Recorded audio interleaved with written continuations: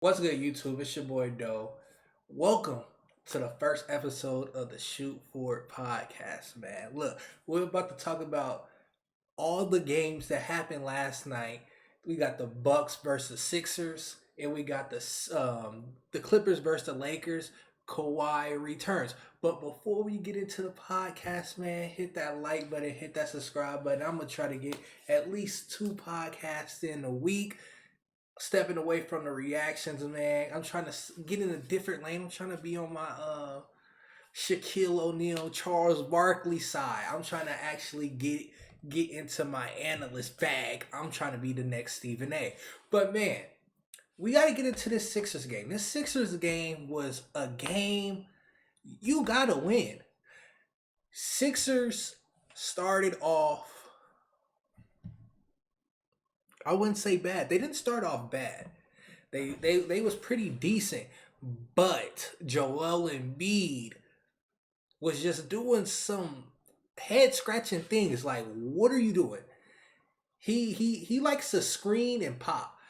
If he doesn't have the role immediately, like if he sets a screen and he doesn't get the ball immediately for the roll, he's not gonna roll at all. He's just gonna go to the elbow, or he's just gonna go to the 3 point line. This man, he thinks it's still the same. They gonna play the same way that they played without Ben Simmons. Oh, just give me the ball. I'm gonna make everything work. No, sir, Bob. James Harden is looking pretty goddamn good. James Harden he's putting that work in. He's been playing great. He shot 1 for 7 for three, I think. Let me double check that. Yes, he shot 1 for 7, 14% from three, but he ended with 31 points. He didn't need the 3 point line. He didn't need the free throws neither. He only shot 4 free throws. So Embiid, you got to do something different. But then I understand Embiid on a different aspect that I don't want to set screens all day. I'm Joel Embiid. I'm the best big man scorer, quote unquote, whatever you want to say, because I still think Jokic is a better center scorer. His efficiency is crazy, and he shot the same amount of shots. But that's not. We're not talking about Jokic today. We're talking about Embiid. Embiid, if he's the quote unquote best center, best scorer, best big man scorer, he led the league. I'm not setting screens 24/7.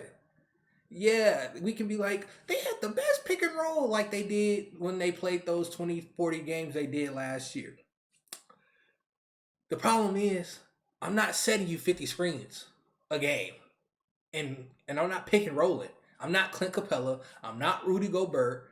I'm not who else is a good screen and roll? I'm not Jared Allen. I'm Joel Embiid. I get buckets. I average 30 without doing this.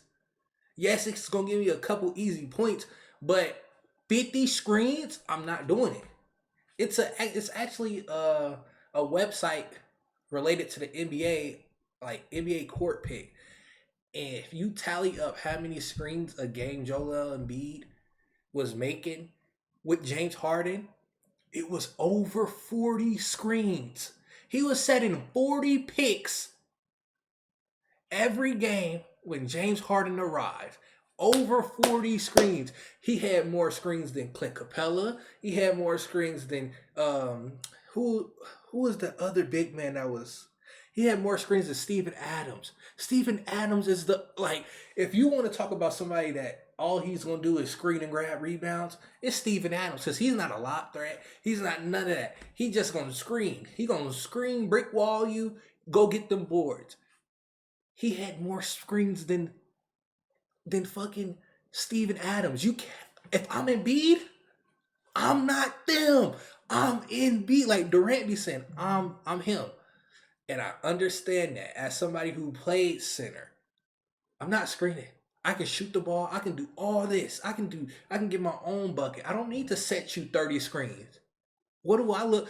If you so good, Harden is one of those players that you say Harden is a top 5 shooting guard of all time.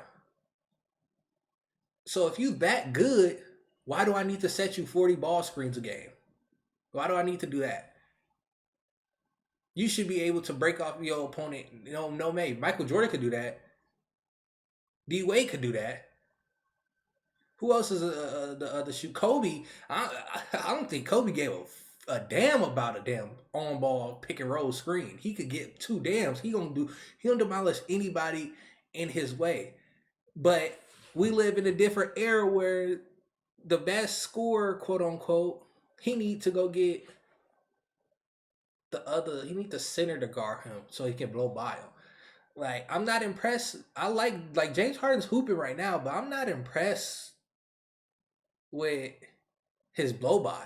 He's not doing anything spectacular to me. Like, when he played the Celtics, you blew by, like, they was hyping up him blowing by Grant Williams. It's Grant Williams. He's like 300 pounds and he's 6'6". You should blow by him. And the Sixers, the offense is just stagnant. Embiid doesn't like the offense. Harden, he loves the offense because he get to do what he wants. But Embiid want to do what he wants. This is Embiid's team. And last night, Embiid did not want to play. His attitude was terrible. Embiid did not really care. He could care less. He could not. He's vertically challenged. He can't go up on other people his size that can get up. He got snatched, blocked by Giannis. And Brook Lopez took his fucking cookies. Embiid is not one of those dudes who plays above the rim. Even though he's very athletic and agile and all these things for his size, for a 7'1", 300-pound beast, he's not vertically good. Like, he just can't get up on people. But it is what it is. The other thing that I did not like about this game was there's no Chris Middleton. Drew Holiday shot, let me get this correct, 2 for 15.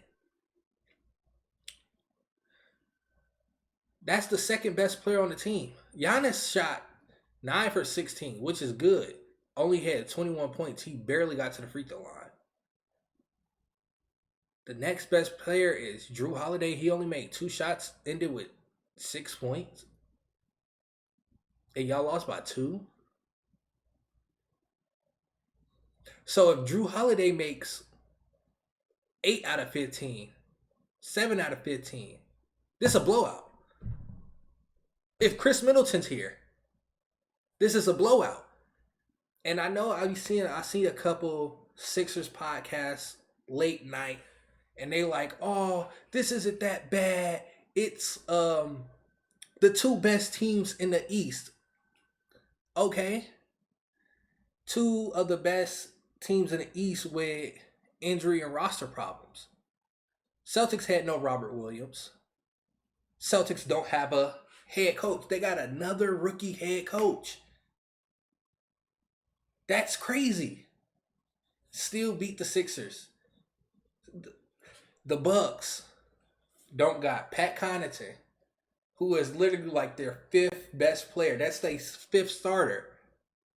Didn't play. Chris Middleton, the 20-point scorer, did not play. Drew Holiday shot 2 for 15. He damn near had a Sixers jersey on. And you still lost by 2 points. Now, if those other players played, Pat's going to give you about 9. So now you only lose by 7.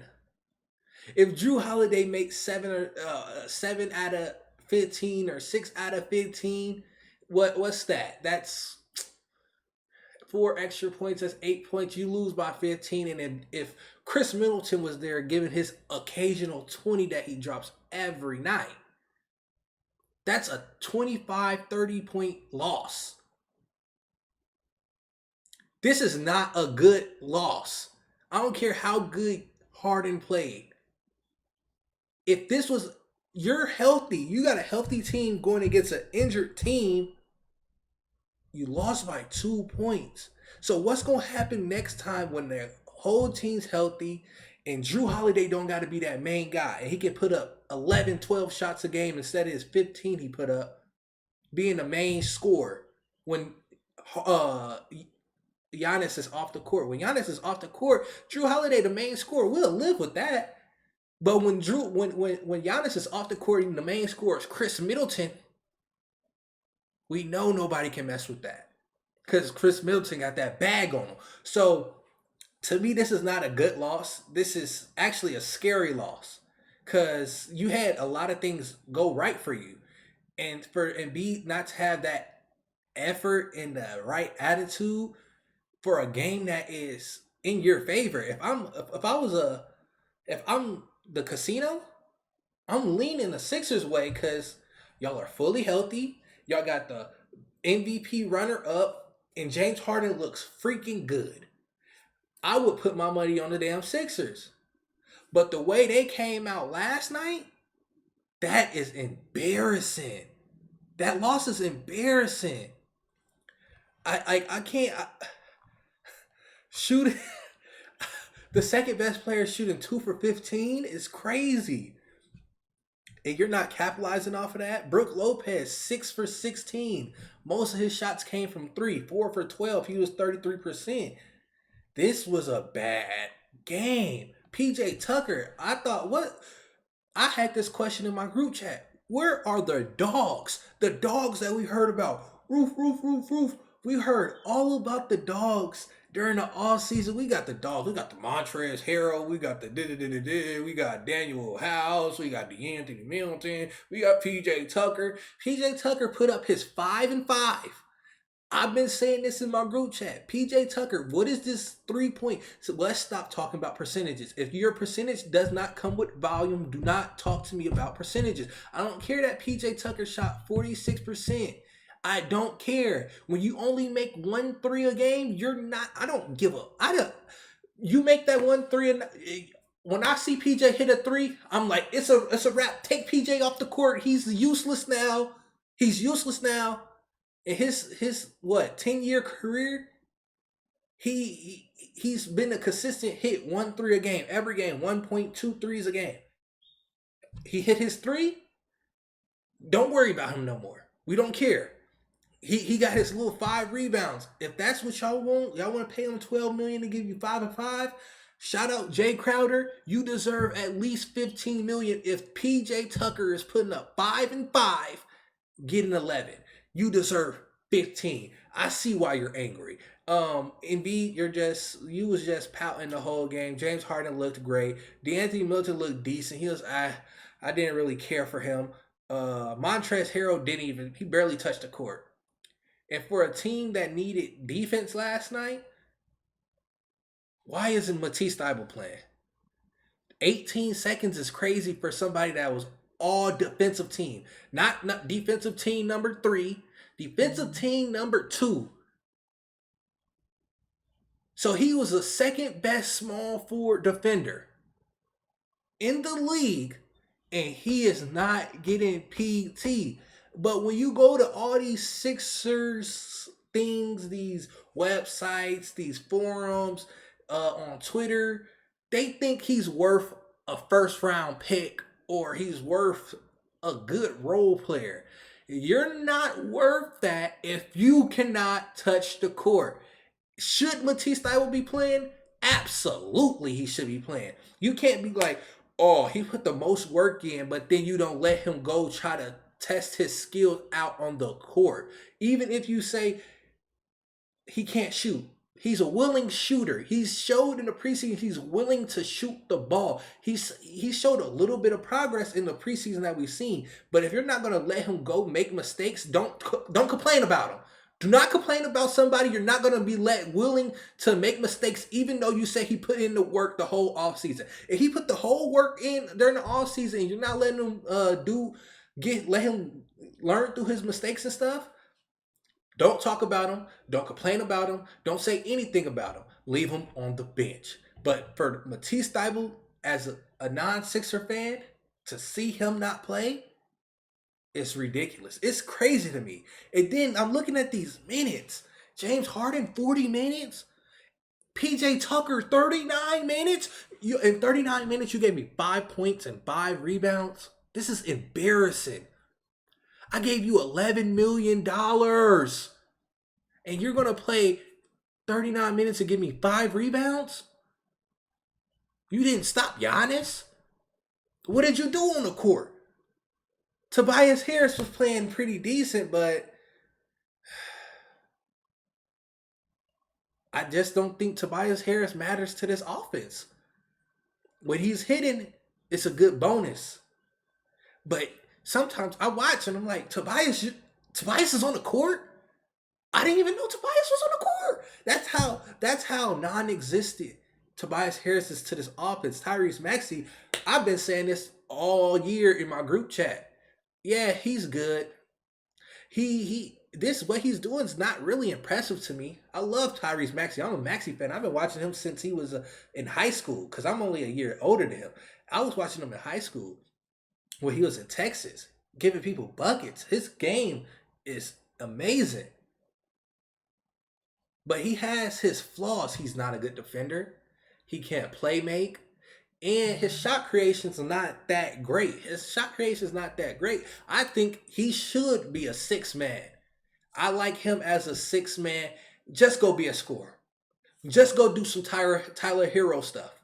Because watching him just stand there and wait for Harden to throw him the ball is not the way I've seen Tyrese Maxey's whole basketball career, from him being a youngin all the way up to now. Let him go do his thing. He should not be James Harden's puppet. Bring him off the bench if that's the case, because he's really just a 6-man. He's really just a Jordan Poole, Tyler Hero type. He doesn't bring playmaking, and I get a lot of flack for that because in my group chat, I actually think Bones Highland and Emmanuel Quickley are better players than Tyrese Maxey. I got Tyler Hero above Tyrese Maxey, and it's not because I don't think Maxey's good. He just does not bring anything of value that I really care for from somebody with that role. You know, like Tyler Hero is the number 1 scorer on the Heat. You're the 3rd best player, 4th best player. I really don't care about you scoring 20 because you don't get those looks. You don't got those eyes on you like Hero does. Jordan Poole sometimes be started. He interchanged, so he gets those eyes because Klay Thompson wasn't there. I just don't have that much confidence in Tyrese Maxey. He's a great player, but I don't think he's a NBA starter caliber shooting guard that should be as rated as he is from a whole media standpoint. But besides that, this Milwaukee Bucks game was kind of bad to me. I didn't really like it. It was a close game, but it was like the Sixers had everything in their favor, and the fact that they didn't get a lead until the 4th quarter was really, really disappointing because, like I said, no Middleton, no Connaughton, Drew Holiday shooting 2 for 15. He damn near has a Sixers jersey on, and you still couldn't squeeze a win. That's embarrassing, but that's all I really got from watching this Sixers versus Bucks game. Hopefully the Sixers can come out whenever they play their next game, which is, let me double check. I think it might be Saturday. Saturday against the Spurs. If they lose to the Spurs, I don't know what else there is to say about the Sixers, but it is what it is. Now let's get into this Lakers game. Oh my God. When I say I've never seen a team miss so many shots in my life. How do you shoot 50 3-pointers? You shot 45 3-pointers? And just to do my due diligence, I rewatched all these shot attempts. I watched all Westbrook shots. I watched all of Kendrick Nunn's shots. I watched Kawhi shots. I had to individually go watch every player's shot attempts. And when I say around the rim, the Lakers have 0 touch. They were missing bunny after bunny. I counted Westbrook and Kendrick Nunn. I counted at least 6 or 7 bunnies. Easy layups they could have made. And they just missed. And it was like, Jesus, if they would have made those, they would have won a game. If they made 6 of those easy layups, they would have won this game by double digits. Then you shoot 53 pointers. So you shot 45. You shot 9 for 45, which is 20% from 3. Am I mad after rewatching every 3-point attempt? No, because I didn't feel like all of them were bad threes. You know what I mean? They just missed. It wasn't like they was like awful misses, like air balls, hitting a backboard. It was just like, if I had to count, it was like 7 or 8 threes that I was like, yeah, you had no business shooting that shit. But most of the threes weren't that bad. They were just missing. And like LeBron said, they're not a good 3-point shooting team. They don't got sharp shooters to be shooting 53s, but they did anyway. And my thing is, you hit a couple of these. You hit 17 out of 45. This is a different thing. This is different. But since you didn't, we got to question Rob Pelinka. You see what your team's capable of if they can hit threes. So why are we sitting here with this roster that we know can't hit threes, and LeBron's hinting to it after these last 2 games? After in his post-game interviews, he's like, we can't shoot. And Rob Pelinka, you need to start moving. You need to get off your ass. Jeannie Buss, get off your ass. Stop taking nude pictures with the basketball and get off your ass and go do something and go get some trades to go get some shooters. Because this team will be good if they had some shooters. Would that have to be Buddy Hield and Miles Turner? Maybe. Or do you need to go to the Spurs and go get Josh Richardson and Jakob Poeltl? Jakob Poeltl gonna get you some boards and he gonna rebound, block shots. He gonna block shots, rebound. If you throw him a lot, he'll dunk it. Good. We like that. We don't need another point guard. Because obviously you're going to send Westbrook somewhere, but you don't really need another point guard to bring in because you got Bron, you got Beverly, you got Nunn. You don't need somebody to play make for a guy like Jakob Poeltl. You can bring in Josh Richardson. Josh Richardson, he's not that bad. Like, would I want him? Is he ideally somebody I want? No. But, shit, I would take him over some of the bum-ass shooters they got on the Lakers. But if you had to say anything, you got to go. Rob Pelinka, after watching this game, you have to go get some shooters. Because this team played hard. The Lakers played hard. They was losing down. They was down by 12 a lot. But they came back. They fought. They just need some shooters, man. If they had some shooters, this team would be we wouldn't be talking as bad as we are if they just had some shooters.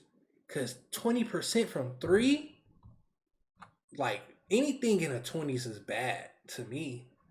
And as a team, you shot 35% from the field. That is horrible. That's really bad. The Clippers shot 46%, 31% from 3. Shot bad from 3, but anything below 30% is insane from 3-point line. But from the field, period, shooting 35? That's horrible. So Rob Pelinka, you need to get off your ass. I don't know. We got to do something. We might have to sign some petitions or something to get Rob Pelinka to do his fucking job. But man, that is insane. But besides the Lakers, let's talk about the Clippers who actually won the game. We got to talk about Kawhi and his return, and how impressive he was. He was actually really, really solid. He looked it great. His fadeaway, he's so nice with his fadeaway. I love watching Kawhi, but his fadeaway was good. I didn't really see much crazy defense from Kawhi, which is expected because he hasn't played in a year. So I'm really not tripping off of that. But his offense looked pretty good. Sometimes he was trying to overpower the defense with his strength, and he was getting I think he got a turnover on Westbrook because he tried to bully Westbrook, and then he started stumbling. It was like, okay, Kawhi trying to get that, bring his force, bring that energy on the court. It was good to see Kawhi back. John Wall was fucking great. 15 points. He was 7 for 15. We got to talk about his shot attempts, his mid-range game. looks just like he had on the Wizards. It was really good. I loved his midi. He was hit it. But when he got further away from the basket, it was weird because he kept changing his shot. He usually shoots from his face. Like he shoots from his from the neck up. And when he was on the 3 point line, when it was short, he'll shoot it like his regular jump shot. So it'll end up short. But then when he realized it was short, he'll start doing like that side push where he just turn his body and push it, and then it would be too long. So he needs his three's not there. Hopefully he can get it back. Not back because he's never had a really good 3 point shot. But if he can hit 1 for 3, one of like 33% of those, he would be really, really, really, really solid. But I can't complain about this game I see from Kawhi and Paul, not Paul George, Kawhi and John Wall. It was a great game. And then Paul George was 4 for 12, but it's a rust. He barely played last year. I'm not really complaining. Zubac, 17 rebounds, was a beast on the boards. This was a great game, even though it was a lot like they was missing a lot of shots that was like, all right, but it wasn't as bad as some would think. Like watching the Lakers, you would be like, damn, this is gonna be a horrible game. But it was actually a pretty decent game. Great to see the Clippers come back, be healthy, play the game. Yeah, they trying to get in their groove, but it was just great to see them. I don't care what the score was. It was just good to see the Clippers come back. And it was actually good to see the Lakers actually fight and go hard for once. They actually was trying their hardest, and I actually like that. And it showed glimpse of what this team, what the Lakers could be if they really got their things together and they got the right personnel around LeBron and AD, which are shooters. That would be great. But besides that, man, it was a solid third night, second night. What was it? Second night? I think it might have been second night. This was a great it was a great night last night. I wouldn't complain. I would not complain. This was a great night. I really liked it, really enjoyed it. Got to see some good things, got to see some bad things, and hopefully we can see some improvements as the season goes on. Hopefully we can see a Lakers trade. But besides that, man, I'm gonna catch y'all on the flip. I'm gonna do another podcast probably this weekend, but this is the first iteration. I know it might be a little sloppy. I might be, what I'm saying, talking a little too much. But hey, I'm gonna get it down pack and get straight to it as we progress and I get a little better. Coming back from my little hiatus, man, I've been going through a little bit of things, but I'm coming back and I'm ready to go.